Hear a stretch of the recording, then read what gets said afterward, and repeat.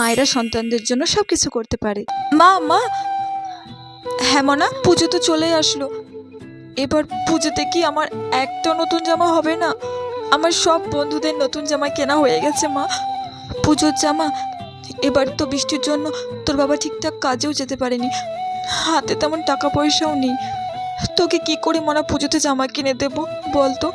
সবাই তো পুজোতে নতুন জামা পরে ঘুরতে যাবে, আমি কি তাহলে পুরনো জামা পরে ঘুরতে যাব? ঠিক আছে, দেখছি কোনো ব্যবস্থা করতে পারি কিনা। আমি কিছু জানি না, আমাকে পুজোতে নতুন জামা কিনে দিতেই হবে, নাহলে আমি আজকে ভাতই খাবো না। দাদা মনে চাস না, মেয়েটা তো রাগ করে চলে গেল, আর ভাতও খাবো না বললো। মেয়েটাকে তো একটা কিছু কিনে দিতেই হবে, আমরা পুজোতে নিই বা না নিই, মেয়েটাকে অন্তত একটা জামা কিনে দিতেই হবে।